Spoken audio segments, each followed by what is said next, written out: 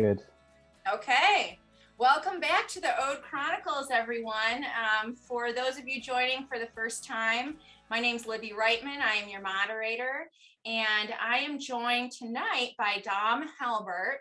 He is from Cambridge, England, and he is going to be hopefully running the Ode in July, and it'll be his first time out. So we want to welcome him to the Ode family.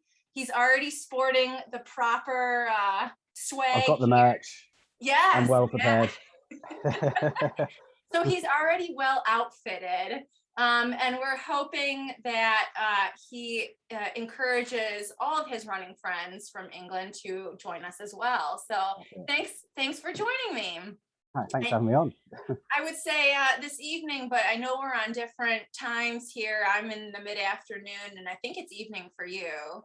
It is, yeah. It's 8 p.m. here at the moment. Okay. All right. Well, so it certainly is not tea or coffee in this mug. Right. Same here. So I've got the wrong one today, though. So basically, just to give everyone a rehash of what the Ode to Laz is, if this is your first time watching, which I hope it's not, but the Ode to Laz is a backyard-style ultramarathon that takes place in Holly, Michigan, United States. And it is a 4.167 mile loop over and over every hour on the hour until there's only one person left. So it is a last man standing event. And it's been, we've gone 3 years now. So 2022 race will be the 4th year. I think I got that right. I think that sounds about right. Yeah. Not that I'm an expert, but I feel like it was just yesterday that we had the first one. So this will be our 4th year. And we are really happy to be branching out to people, not just from Michigan, but now from all over the world. So it's like a big deal now. It is a golden ticket event, meaning if you are the last man standing, that you will gain entry into Big's Backyard Ultramarathon, which is a worldwide well-known event, and that is also backyard style, so hosted by Lazarus Lake, which hence the name of our race. So yeah, let's just get right into getting to know you, Dom. I don't know anything about you, so tell me just a little bit about yourself and how you got into running and what led up to wanting to do a backyard race.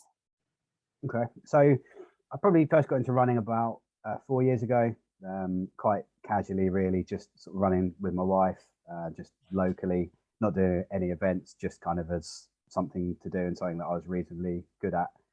I think the extent to what I did before was maybe trying to do a half marathon run every month. Okay. And kind of just settled into doing that quite comfortably for a year or so, and then last year kind of really escalated into getting involved into ultras and really properly focusing on seeing how far I can push myself and how quick, and then sort of really getting myself involved in what the community of ultra running is, and particularly the Ode to Laz family really is. So how did you hear about Ode to Laz? So a very familiar name, I'm sure, to everybody. I saw Sarah Moore did at Biggs in 2020. Mm-hmm. So obviously she did 200 miles there. Yeah. After qualifying from Ode to Laz in 2020. So just started speaking to her, built up a bit of a friendship with her and her husband Andrew, and just from there sort of got speaking to them. They started speaking about Ode in January last year. I did the 8 hours of Ode virtually while we were in some sort of a lockdown in the UK. So I did 8 hours of that. So I think I did 9 loops locally, just around, just stopping at my house after every loop, refueling and going out again. Okay. So hence the hat and mug combo. It's been so yeah, sort of just kind of built on that friendship with those guys. Obviously had a bit of time with them here in the UK recently as well. Yeah. And then hope to come out to actually properly run the backyard with all of you guys in July this year. That's awesome. We actually have the snow run coming up, the 8 hours of Ode. So we're, gosh, 2 weekends out from it. Yeah. And hopefully the conditions stick. It actually, I don't know if you can see my background. It actually looks kind of just like this right now. Yeah. So last weekend it was complete mud and no snow. It was probably the worst conditions I've ever seen the trail in. And then like 2 days later we got a nice crusting. So hopefully this stays. And Fingers crossed. yeah. I think I'm going to try and do it again if I can. I'm going to try and do it virtually in Yeah, the that'd UK be again. awesome. I know Tad was encouraging it, and I'm always up for a bit of a challenge. So Yeah. we'll see what's going on then, and I'll see if I've got 8 hours of running in me. Yeah. Yeah, I hear you. I'm not sure if I do this year for me, but we'll see. It's kind of the wrong time of year for it, right? Just after Christmas, but hey, it's a good Oh, it's excuse to just rough. get out. It's a rough transition. Yeah. So Yeah. so it's funny. I just want to say it's kind of funny that you heard about us, through Sarah and got more interested in doing the backyard style from that, because that's how this whole Chronicles platform started. Was I saw Sarah run it. I want to say she ran it in 2019 because I ran it that first year, but it wasn't until 2020 that I was like, okay, now I need to pick her brain and figure out how to do this, right? Yeah. And I had asked Tad, like, do you think I could email her some questions? And he's like, hey, well, other people probably have some questions. Why don't you ask other people to chime in? And then why don't you do a video thing? And so it turned into this big thing, all because I was impressed, Yeah. So she has made quite an impact with a lot of people. Definitely. And Yeah. I mean, I was aware of the format before, but it was yeah. obviously from following along at Big, seeing herself and Amelia and Courtney and Maggie Yeah. sort of being like the last 5, obviously hitting 200 miles. And they're kind of the ones that kind of really pushed me really to think, let's have a go at this. And did my first in the UK last year. And then hopefully, I'll do another one again next year. And then hopefully my third one will be Ode in July. So you've done backyard style in the UK then? I've done one, yeah. So I did the Suffolk backyard last year, the one with with John and Matt, John Stocker and Matt Blackburn. Yeah. So they hit their 81. That doesn't stand anymore, but I'm pretty confident John will get that record back soon enough. So yeah, it's good to be part of that one last year. And what is your best mileage that you've done so far? So that was just over 85. I think it was 86 or 87 miles, something like that. It was 20 hours, and I timed out on the 21st. Nice. Okay. So that's no joke. You're going to be a contender for us. I don't know about that. I hear the course is a bit more difficult. I think the Suffolk course is a little bit nicer than what I've heard Ode is, but we'll give it a go. I've learned a bit since then as well. But yeah, is the Suffolk course all trail? It's all trail, but it's quite nice and easy, and it's relatively flat compared to what I've seen some of your course can be. It's deceptively hilly. The first loop, you're probably going to be like, oh, these aren't so bad, and it's when you get more into it that you're like, okay, this hill, though. We've got the Stairway to Heaven that kills, that just kills you, but you just got to learn to embrace it and you'll be fine. Yeah, I need to get used to some hills, because where I'm from in Cambridge is the flattest part of England you could possibly get. So yeah, I need a bit of practice before I head out there. Yeah, if you have, a couple flights of stairs that you can do on tired legs, that's probably the best I can recommend. So yeah. We spent a little bit of time with Andrew Moore in Wales, and he showed us some of his local mountains. So we had a little bit of prep, but maybe have to do a bit more before July just to get ready. Yeah. Well, that's awesome. I love how you have gotten into it. So the first piece of information that you saw about Ode, was that just from following Bigs and following all the qualifying races? So to be honest, I didn't even know at the time how you even qualified for Bigs. It was then just through speaking to Sarah and Andrew, really sort of seeing how that she qualified through Ode to Laz, and then seeing obviously following her progress of it last year. Then through speaking to them, obviously then started speaking to Tad a bit as well. And Tad was like, oh, love for you to come across as well. And I've been over to the States quite a few times because I've got some family that live in Nebraska, of all places. Not the most exciting place in the world, but so yeah, Michigan sounds like a challenge. Yeah, come over there and give it a go. Yeah, that's awesome. All right, well, we can't wait to see you. I can't wait to come. So have you run across anybody else, maybe people that you run with at home that have ever heard of the race, or have you been sharing info with people? I'm sure people are asking you, what is up with this hat and what is that? Because anywhere I wear it, if people don't know what it is, they're like, what is this hat? People don't tend to ask. They just, seem to say, why do you run in that orange hat all the time? Like, Oh. got to represent Otalaz. Yeah. Yeah. My wife's aware of it, and she's going to come out this year as well, and I'm going to get her in to do a few laps so she can get a hat of her own as well.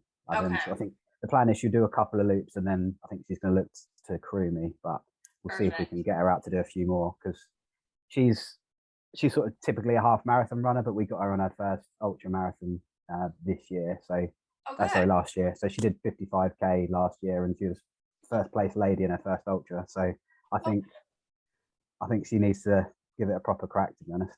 Yeah, absolutely. That's awesome. All right. So yeah, there's a few other guys around here are kind of aware of Otalaz, but are they aware of Biggs? Because a lot of people I meet they don't really know what it is either. I mean, if they're not really into running, but even I've met plenty of runners who have no idea what it is either. So yeah, that's true. I think over here, a lot of people obviously heard of like the Barkley marathons and seen that documentary, but then they're not necessarily aware of Biggs. But I think because of things like Suffolk last year with what John and Matt did there, I think more people in the UK are aware of it. Yeah. I feel like it's getting a little bit more publicity too, because of Courtney, and her fan base just keeps growing and growing, and they're making a lot of documentaries and stuff for her now that are going international. So I think we'll probably hear more, just because she is so popular too as well. Yeah. Which and is even in Europe as well. She done like UTMB last year. Right. She's quite popular over here as well. Yeah, she's hitting some big things over there by you guys. So yeah.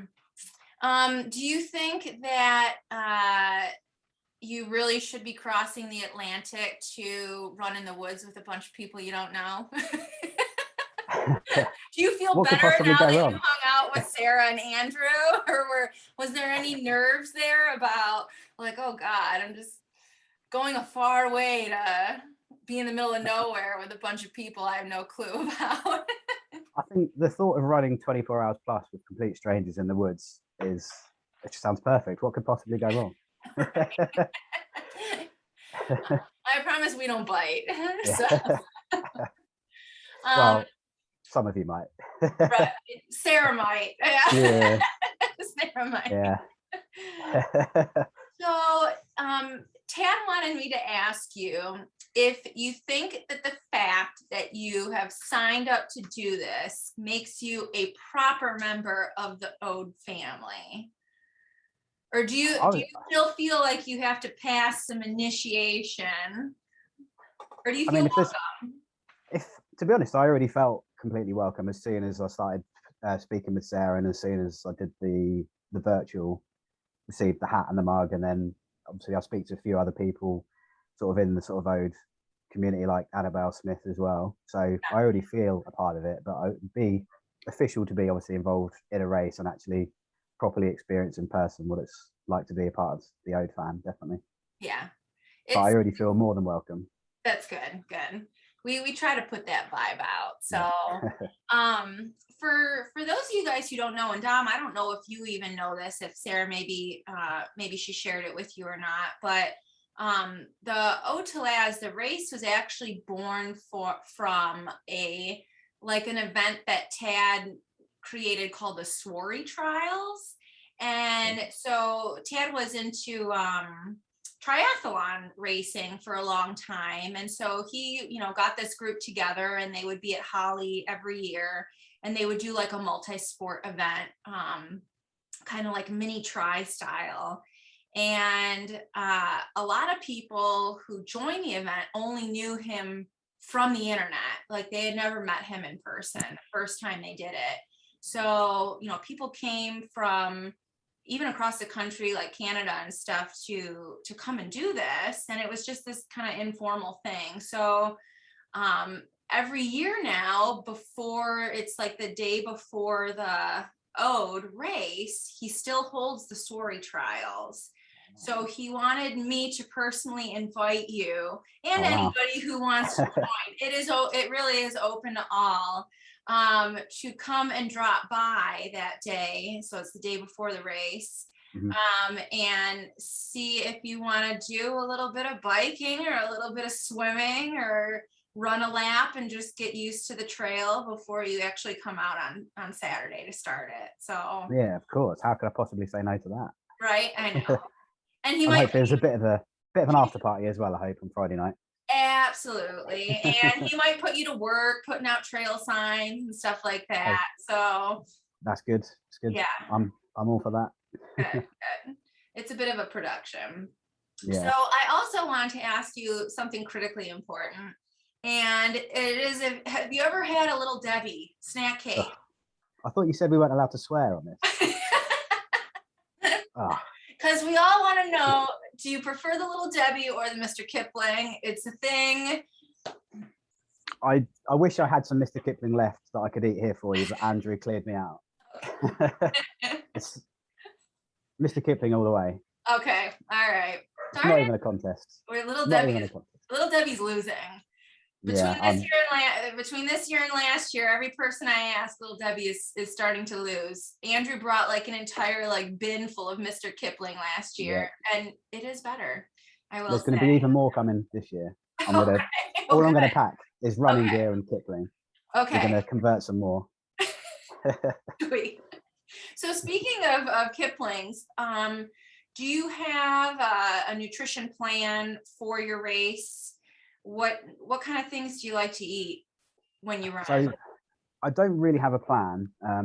Very first ultra I did was only May last year, and it was a 6-hour event, and that was just solely tailwind. I didn't have anything else. Okay. So then I did the backyard in June, and I didn't really have much of an idea then. I just thought I'm going to bring food that I like to eat. So that's basically the advice that people gave. So I bought like pizza, sandwiches, crisps, things like just normal carb heavy food. Yeah. And I don't really have a plan as such, but I think from the last year or so of being involved in the community, seeing what works best with people, for me, what works best would just be as much normal food as possible.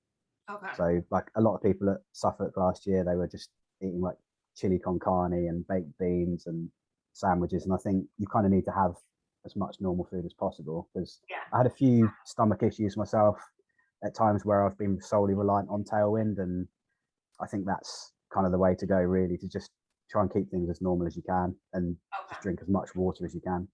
Yeah, so that, you know, it is a hot course in July. We've been in midday, we can be up in the 90s sometimes in that time of year. So, and there is, you know, certain sections of the course where you are in the sun. So it is a hot course. So just, you know, plan your electrolyte replacements and stuff like that. That can be a big deal if you get behind on that. I know we've had a few people in the past cramp up just from salt, you know, depletion and stuff. So that's one tip I can give you for the summer run. It's electrolyte replacement for sure. I need to work on that for sure. I don't know, how hot do you guys get, you know, at your peak in the summer over there? Well, we do Celsius rather than Fahrenheit, but I think funnily enough, this year the Suffolk backyard was actually one of the hottest days of the year, so maybe that was actually good practice. We're probably talking high 20s for that, so that's probably, I don't know, what's that, maybe high 80s Fahrenheit anyway. Yeah. So there's a little bit of practice then I've had with that. Yeah. So obviously at the moment we're down, I think, we're like 1 or 2 degrees at the moment in the day. Okay. Celsius, that is, so it's quite cool at the moment. Tad tries to tell people practice running in the heat at the hottest part of the day, because we might struggle with that here. yeah. If you want to go, probably throughout the whole day, which I'm sure. Do you have a goal? Do you have or do you just want to be the last man standing? Honestly, I just want to come and have fun, just for like the hang, to be honest. Okay. Hopefully by then I'd have already completed my goal of, I've got Thames Path coming up, the Thames Path 100 miler in the UK in May, and I've got the Suffolk Backyard again in May. So hopefully all of my goals I'll hit then, so then I can come out to Ode just to have fun. And then I'd like to think I could do at least 24, but it's obviously going to be hotter. It's going to be a course I don't know. But most important thing will be to have fun. If I can do over 100 miles, then great. But it's not really a target as such. It's just kind of the minimum accepted amount, to be honest. Okay, gotcha. Yeah, we really try to encourage people. I've been trying to push, some of my friends and just people I meet who ask me about the hat, really. When I tell them about the race, and they're like, ugh. And I say, no, you can just come out and run one lap. You can just come run 4 miles. You can run 8 miles and then have fun, because especially for the first 12 hours of the event, it is just tons of fun. People are super enthusiastic. We've got food, we've got DJs, it's a really good time. As you people get dressed up as avocados. Oh yeah, people dressed up. Like I did full 70s, like hippie style last year for some of the laps. And, it's just a ton of fun. So you don't have to come out and run 50 miles or, even a marathon for that matter. So I'm glad that you reiterated that objective is to just come have fun and check it out and learn a lot. If I can do half a dozen laps but have fun, I'd rather that than come out and do 30 laps and just think, God, why on earth did I go out there for that? And then fall asleep on the side of the trail. Exactly. Yeah. And then have my poor wife look after me. Like the last time after Suffolk, I was a bit of a state for 24, 48 hours. Really? What kind of struggles did you have? It was stomach related. So it got to the point where I basically couldn't eat anything, couldn't drink anything by the end, which is why I kind of timed out. And I was just a bit of a wreck for a day or two after that. But it's the first one doing it, so I'll learn from it. And were you nauseated? No. I just literally couldn't. I had water out on the loop with me, and I just couldn't even drink water anymore. And I was just a bit done for then, to be honest. Because if you can't drink water, what can you do? Right. Yeah. Yeah. Yeah. If you get behind, it's behind fast. Yeah. Yeah. Exactly. Yeah. What is one thing that you fear the most about our course, if there's anything that you fear? There isn't really. Say, because I'm not going out with a necessarily like an objective of trying to hit a certain goal. So I'm just looking forward to the new challenge and say seeing and hanging with some cool people and just seeing what I can do. There's nothing really I fear as such. Although I don't like the idea of a staircase on a backyard loop. That doesn't sound particularly nice. It's a very uneven staircase too. So it's made out of dirt and so it's not nice and uniform, but. So maybe I'll just say the unknown or the potential elevation unknown would be something that I'll be thinking, I haven't got much practice in, but we'll deal with it as it comes. Okay. What I probably can guess this, but what is one thing that you're looking forward to the most? Oh yeah, I've already said it a lot, haven't I? Just have fun. Just to hang in the community and just having fun. Yeah. Yeah. Definitely. Are you going to come, or do you have anything on your list of things to do in Michigan while you're here other than the race? Is there any points of interest that you've been told about or that you're interested in seeing? I don't, but I know Sarah's got a long list of things that she wants to show us. So good. Okay. There'll be some things that she wants to take us around and see. But say the focus really will be coming out for the race, and then any other spare time we've got will be exploring what Michigan's got to offer. Okay. Yeah, because it's a beautiful time of year to visit the state. Yeah, so. great. Yeah. I'm looking forward to it. What do you like other than running? Do you have any other hobbies? Not really at the moment. It's kind of definitely the last year and a half or so it's definitely just fully taken over. Particularly with things like COVID and lack of other things. Like I used to go to a lot of like football matches over here and comedy and music, but they've kind of been wound down a little bit. So Yeah. Before COVID, I was kind of really into going to those as well. But since, it's kind of almost everything's been channeled into running, because it's been like the one consistent really where no matter what happens, still being able to just get out and go. Yes. Yeah, I agree. I don't know what the difference is between, our lockdown versus your lockdown, but I still think that even now people are more apt to go do things by themselves. We've hosted some really good group runs with the Ode family recently. And they've all been outside and we've been nice and spaced apart and stuff, but it's just nice to get back to running with a group, because for a long time it was a lot of people running solo. So well, that's kind of how it really started for me. As things sort of escalated for me running wise, I was very much a solo runner, but then coincidentally enough, through COVID, I've kind of met more people over here as well. Like a few villages away, there's like a group called like the Caldecott Lap Dancers, who is just a really nice bunch of people. And they're called lap dancers. They are, yeah. It's basically you'll do like a 1.2 mile loop. Okay. So it's kind of like you do that 5 times for a 10k, and there's another. It's a handicap race where you have like staggered start times based on your like perceived ability, and they're just like a really nice bunch of people that I've enjoyed hanging with over here in the last sort of year or so, and it's really helped sort of speed work and just meeting nice cool people there that also then get into ultras. And there's one I'm actually doing next month with a couple of guys from there, so I've got a 43-mile race next month with some of those guys. So I was very much solo before, but even just things like that have been good the last year or so. I've met a lot of awesome people through our, the Eau de Las particularly, and have made, a fair amount of friends now just through doing this. And it's just awesome to have that platform to get to know people without it being, like I have an excuse to get to know people. Yeah, exactly right. Now we're friends, like me and you. Yeah. So when I see you, I feel like I know you. Totally right. I mean, the last year or so, there's so many people now that I would call really good close friends that this time last year or this time 18 months ago, obviously never crossed paths with. Right, exactly. So if we're running together in July, what is one thing other than running that you could talk about forever and ever? Well, either my love of heavy metal music, or it's kind of embarrassing to say now, like so my football team or my soccer team is Manchester United. So I was very, very passionate for them when I was a little bit younger. Not quite so good as we used to be at the moment, but unfortunately it still is a passion, as painful as it is to watch these days. We'll have to let the DJs know that they need to play some heavy metal if you're looking tired out there. That would definitely do the trick. I think that'd be the equivalent of some of Eminem's classics for Sarah. I think a bit of heavy metal for me would just do the trick.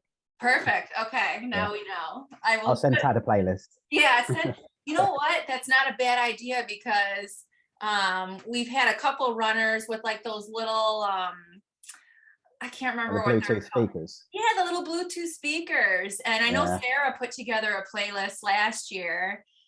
So yeah, just create it, send it out, and we'll help you out here. I did that myself with the speaker at Suffolk last year. I think for some of the darker loops, the sort of like the midnight 1 o'clock loops, kind of put it on shuffle. There's a bit of sort of Scandinavian death metal, and then next you'd have a bit of Miley Cyrus or JoJo would just appear on the shuffle. You'd have to. I'm gonna have to preview some Scandinavian death metal. I'll send you some after this. Okay. It sounds like it would be really interesting. So. Yeah, I think the Moors got a bit of a sample on New Year's Eve, so you can ask for their thoughts. And what was the consensus? What did they think of it? To be honest with you, I can't remember. New Year's Eve was a little bit of a blur. I'm not gonna lie. It looked like you guys were just running all over wherever. London? Where were you guys? I think London was actually the one place we didn't run. I think we met up in London, but we did a run in Wales. And we did a run in Cambridge as well. Okay. So we got around a little bit. Yeah. Okay. Was that your wife? Was that your wife in the pictures that I saw too? Yes, yeah. Okay. Yeah, awesome. So we got out like the 4 of us. That was good. Yeah, no, that's good fun. So, let me think. Is there anything that you want to know about Ode that maybe you forgot to ask them while they were there, or that you've been curious about as far as strategy or just the course itself? Because I know there's, once you get, and I know a lot of people ask, one of the things they ask about is the transition from the day to the night loops. So I don't know if you have had any curiosity about that, or you've gotten most of your information. Yeah, I'm pretty up on what I need to know, I think, but that's something that I was kind of looking forward to, I'd say, because any races I've done that have been about 20 hours or so have always been solidly trail. But then most of my training is on road, and most of my speed work's road. So I feel like I'd be quite good sort of doing both disciplines, but then going from one to another across that distance, that will be an unknown, and that will be new to me. Right. Yeah. So it's not really any questions. It's just that is something that will be something new for me to experience. Yeah. Something to look forward to while you're on the trail loops. Yeah. I mean, we're lucky enough for our event. And I honestly, I guess not all backyard ultras switch to a different course at night if their course is less technical and there's less risk of injury and stuff at nighttime. But I feel like it's a little bit of an advantage, even though our trail course is challenging and the night course, we've got some hills, it's not completely flat, but that transition back and forth kind of keeps it interesting, and it's working the different muscles and stuff like that. So I definitely think our race has the potential to go really long. We just got to have the people there for it. So and I think, over the last 2 years, especially, and with Sarah, we're getting those people. But I think that transition is one of the perks. Yeah. I'll actually have a word with John Stocker, see if I can get him over as well. Yeah, that's awesome. That'd be awesome. I'm always trying to recruit people. So now I don't really have many serious running friends, but I wasn't serious either before I did this first event. I never had heard about backyard style. One of my friends was like, "Oh, this race, like you go in a loop like every hour." I was like, "Oh, that sounds terrible. Like, we should probably try it out and see what it's like." And then I learned a lot, the first time I went. So, and now I'm just like all gung ho about it. But well, same. It's kind of how I first got into ultras, and I love it. But I've got other friends, like my friend Michelle, just up the road. She's done lots of 100-mile races, but they're all point to point. And she says, "Really? What? Why would you do 4-mile loops all the time?" But it's kind of just the first thing I knew I've got into, so that's it. Yeah. Are you tend to be chatty while you're running, or are you more kind of like serious, and do you do better? I know you said you run with a group now, but yeah. If I'm doing like, basically I just love variety in my running. So if I'm doing some speed work, so like some of our like handicap runs, we call them, you're kind of going all out for sort of 3.5 miles or so. So you've not really got much time for chatting, but I'd much prefer, like today, sort of got out for a casual sort of paced run, but just having a chat the whole way around. I prefer that sort of pace and that sort of feel, because it's almost effortless, right? If you've got good company with you and chatting along the way, kind of seems like you can almost go on forever, right? Right. Well, that's the whole idea. Hopefully. That's the point. The nice thing, about the backyard style is if you're doing it right, you should be able to chat the whole time, right? Yeah. Mm-hmm. So yeah, that's why I ask people, like, what are your other interests? Because after 24 hours, you just can't talk about running the whole time. No, I don't know. I mean, you could. Sure. I think my wife would argue that. You could. Do you have any events, like bucket list events that you would like to work up to, or that you have seen coverage on and you really, really want to do? It sounds a bit cliche to say ode to lads now, right? So maybe I won't say that one. Basically, you're signed up, so it's like you've done it already. Exactly. Well, I'm at the moment I'm signed up for the Barclay Full Classic as well. But Me too. yeah, oh, excellent. Yes. There we go. Well, say I'm signed up for it, but I think we're coming over to see you guys in July and that as well in September. It's a little, I don't know. I think Okay. Ode to Lads would be a definite priority over the two, and I may not be able to do both.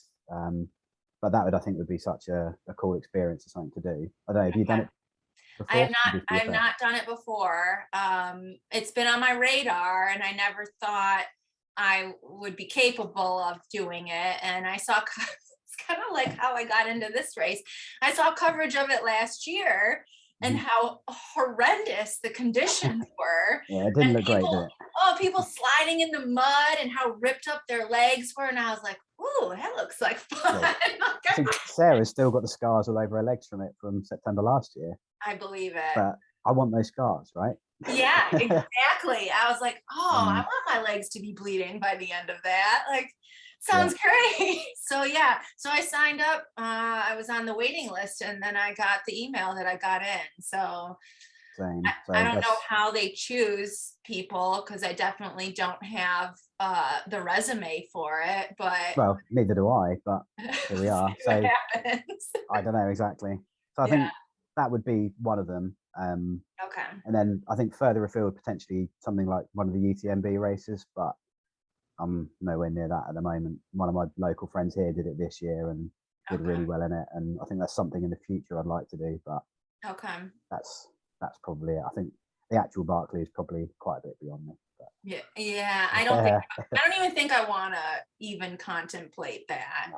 No. That's a little too gung ho for me. Yeah. I don't want to die. Let's just. Are there any? Have you ever been on a travel run? Like, have you traveled out other than this run that you're going to be, coming overseas for us? Have you gone different countries to run events before? No, so I've done a lot of traveling before, but not when I was a serious runner. Okay.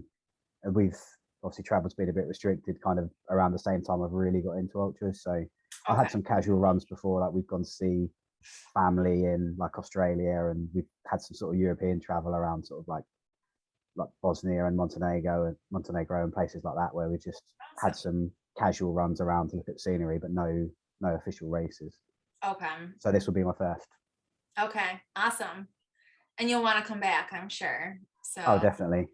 I mean, the US alone, and I'm sure you've probably researched other races and stuff, but there are a lot of great running events.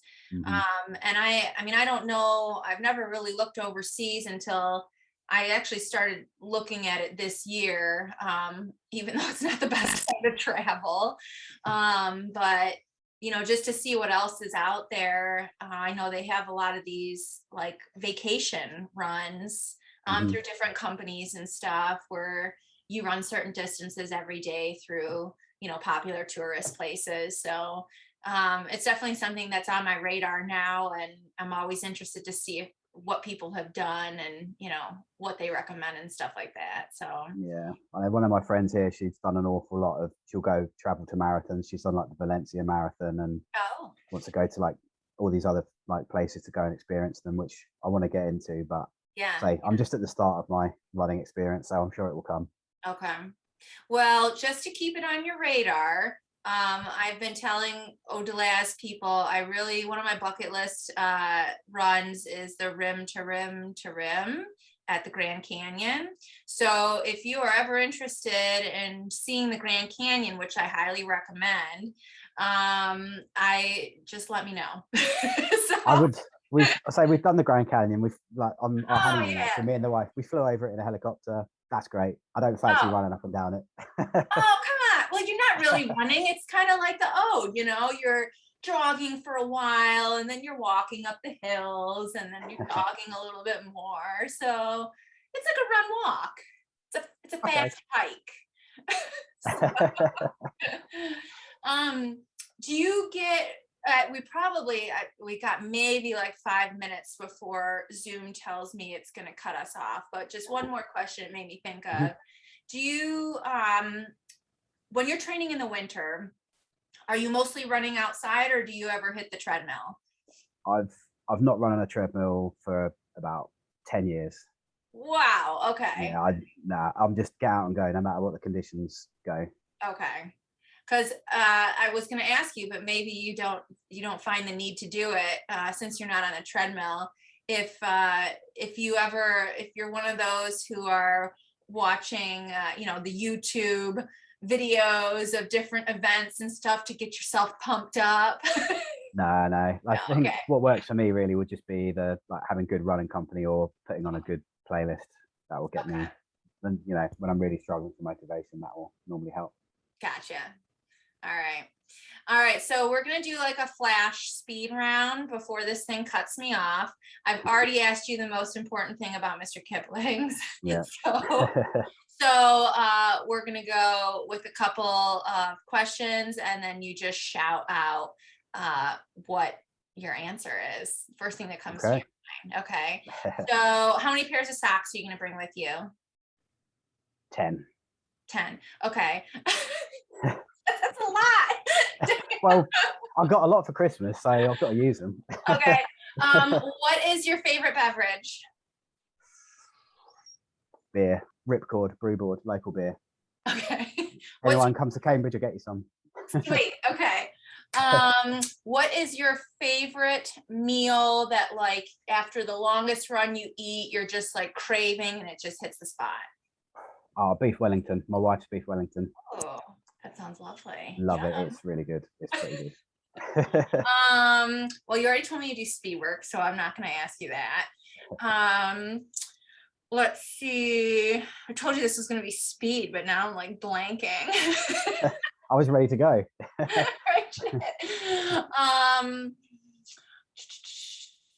Go for the speed work question. Well, I was going to ask you if you do speed work. Oh, once a week on a Monday. Why do you do speed work? You don't need speed work for a backyard. But it's like the variety again, and the cool people that are there and do it. Just have a good little chat on the way back as a good chat as a warm up, and then you get a bit of speed work in. That's true. It's on a Monday. It's normally a bit of a blue day, but no, it's something good to look forward to after work. Yeah. Is Die Hard a Christmas movie? Oh yeah. Okay, good. What is your favorite TV show right now, if you watch TV? Oh, we do, but we're just getting through everything at the moment. Right? There's a lot.